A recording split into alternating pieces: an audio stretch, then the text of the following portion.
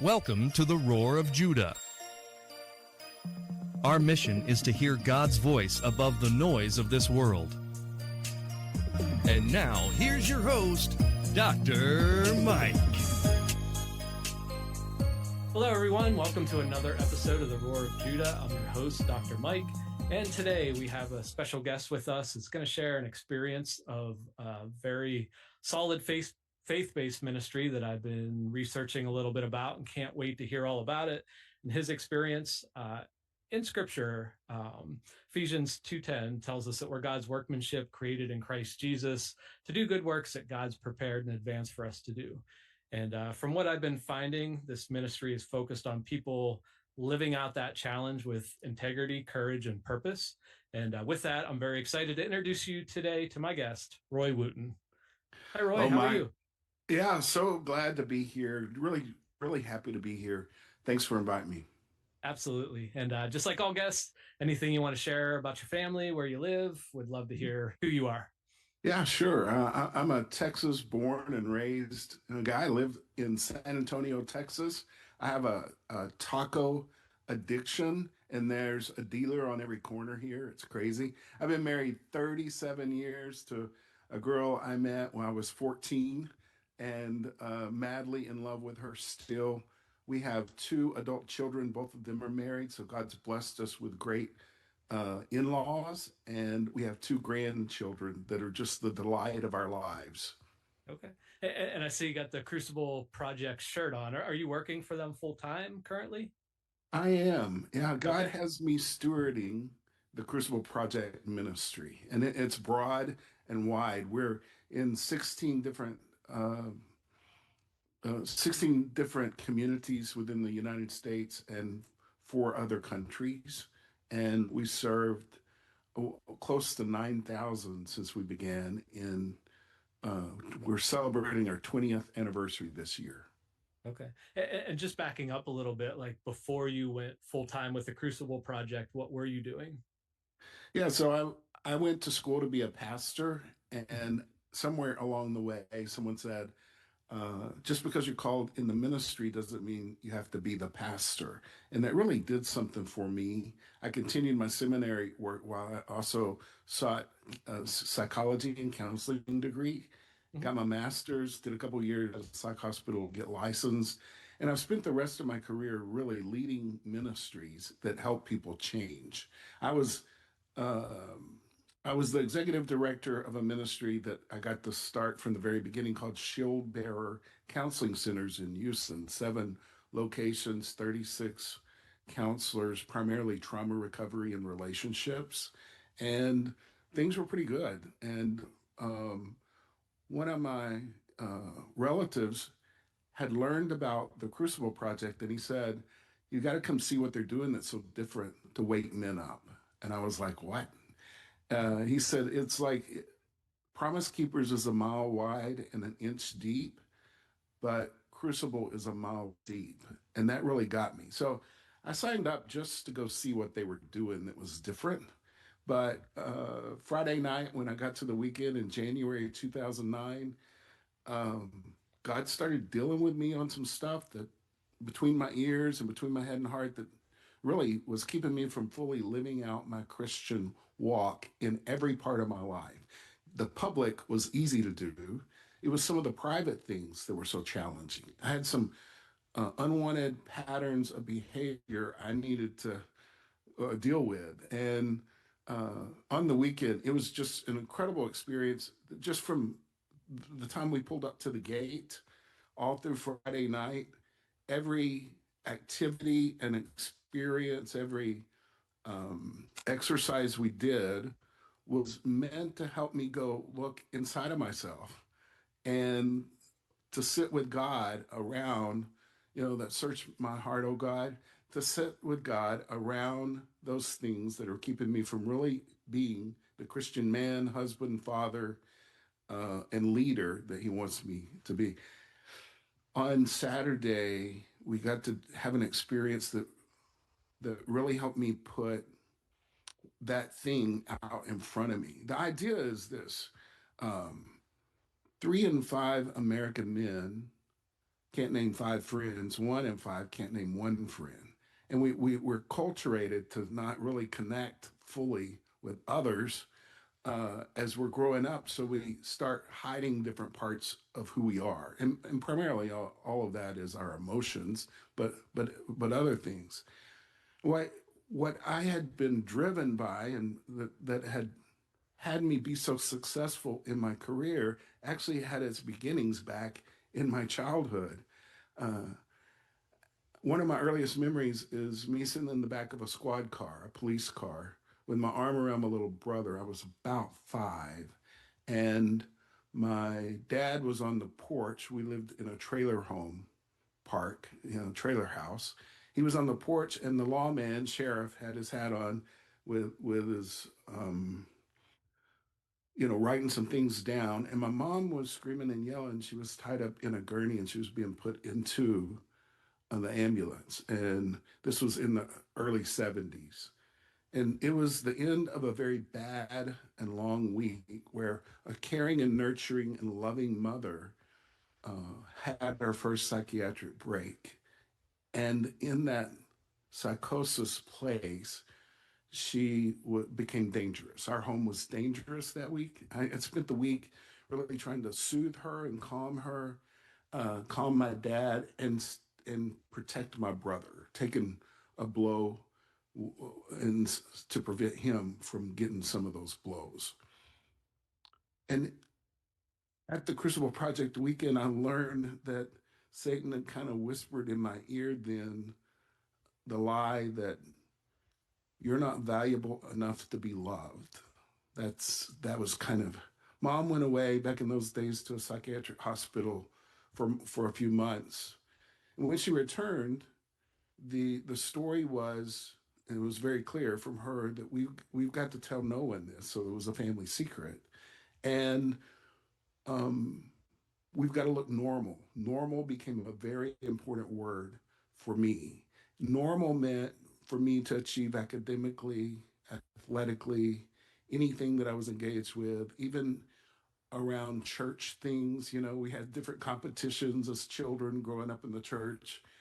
And so uh, Satan whispered in that moment that the only way you're ever going to be loved is if you earn it in some way. And it had driven me and helped me in a lot of places in my life become the man that I had wanted to be. But that striving all the time and the beating myself up, I was learning at the Crucible Project weekend was contributing to my secret times when I would consider how depressed I was, whether I even needed to be in this world anymore.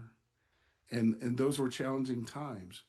What happened on the Crucible Project weekend through the exercises on that Saturday did a couple of things. One is it connected my head and heart and my body in such a way that I always knew that I was saved. I preached that I was saved, that I knew that I was going to heaven, but I really never felt it. I never really felt God's grace in all of my being. And something let loose in the transformational experience that I had. And then, second, a couple of weeks after the retreat, my wife said something that surprised me. She said, "It feels like that I got the husband that I married back." And I was like, "Well, what do you mean?" She goes, "I don't know. You're just more open, and you're more connecting to me." And so whatever it did to connect my head and heart uh, did something powerful in my ability to connect better with her and with the kids. I sat across from the founder of the Crucible Project on Sunday at lunch, and I told him, "This is the most effective men's ministry I've ever seen in my life. And I want every man I know to experience this sometime in their life." And he called me the next week, and I started volunteering. 5 years in, I started leading some of the retreats still while I was running the other ministry. And then in 2019, we were going through a shift change in our leadership within Crucible, and I kept giving ideas about what we ought to do, and the board said, I think God's calling you to come. And it took me a while to get there, 3 months, but eventually, really listening to my wife more than anyone, I jumped in. So I've been stewarding it since. Good, good. And what would a typical retreat look like for some, like if somebody would want to join up with the Crucible Project and go through the same transformational experiences you had? Like, is it one retreat? Is it a series of retreats? Like what would be involved for a typical person wanting to get involved? Yeah, so the retreat, you register online, starts Friday at 7 p.m., ends Sunday at 3 p.m., wherever we are, in whatever time zone we're in. And then you have opportunities afterwards to either join a group. Some of those are peer-based groups, some are certified leaders groups, leading the groups. Uh, there, we do have 4 second level weekends, and we have a program that puts all that together with some coaching called a 2-year transformation program. So you can go with the same cohort of like 8 to 10 men, all 4 of the weekends over those 2 years, meeting with that group 3 times a month, roughly. And it's an incredibly powerful and transformational weekend. That's what I did. But most men don't do that. They experience the weekend. Some want to come back and serve other men. And so they'll come and volunteer to help men who are coming behind them have the same kind of experience that they did. One of the things um, that I think we're really getting at is this idea that men really have been driven by two big lies. Number one, uh, I'm the only one struggling with this, and number two, um, I've got to fix it myself. And what happens in the safety of a Crucible weekend is that we find out that everybody's got something that they're working on, that nobody's perfect. The pastors who come and the guys who have what I would call messy lives out there with relationships or struggles with law or just integrity issues that get in the way of their performance at work. Everyone has something, and when we finally get brave enough to share, that also brings others to share. James said it so well in James 5:16 centuries ago. He said, confess your sins one to another for healing. The prayer of a righteous man availeth much. And I believe the evangelical church as a whole in America, for sure, has stopped practicing the practice of confession. And we tend to hide more than we tend to tell the truth about what's really going on with us. And if we can get just a few safe people where we can actually talk about what's really going on and what's really keeping us from being the man we want to be, um, it begins to bring healing in those broken parts. And if I can get on the psychology side of it, shame drives a cycle of repeated patterns of unwanted behavior that we engage in. And confession, putting light into that darkness, is not fully alone transformative, but it is healing, just the way James says. And whether it's, you know, sins that I'm involved in, things that aren't really sin, listed in the Bible as sin, but things that are getting in the way of me and my relationship with God or my relationship with others, or sins that have been done to me, the bad experiences that I've been carrying secretly all these years. And maybe I misread something on the website, but I thought it talked about opportunities for women as well, or is this just for men? That is true. Yes, we in 2019 we launched women's work, women's soul work. They also have the same structures of weekends. Their weekends are a little different. Women are leading our women's work, not men. And so I've never been on a women's weekend. I helped cook at one time, but that doesn't really count. but I've experienced the benefits of it. But all of my son, my son-in-law, a lot, most of my relatives, my daughter-in-law, my wife, have all been through the retreats, and have seen the benefits of it for them. Okay. Yeah. Yeah. And before we get into like some of the contact stuff for the Crucible Project, you yourself have written a book. Yeah, so my fourth book, actually, it's called Okay. Unstuck: 7 Steps to Break Free and Live Courageously. It's available wherever you buy books, but for your audience, I'm happy to give a free ebook away if they want to hit our website. Okay. And you, I guess it's moving ahead, but your website is attached to the Crucible Project, or It do you have is something totally different? no, I'm all in with the Crucible Project. That's all I'm doing. So it's the crucibleproject.org/unstuck is where you can find all the resources. And one of the cool things, even though this book is not specific to men, it is, by the way, if you read the book, it's not going to get you unstuck. But Mhm. if you read the book and actually put it into action, you'll get unstuck in some place in your life. But we shot an 8 session video small group series that's available also at that same web page, Uh-huh. so they can click a button and get to it.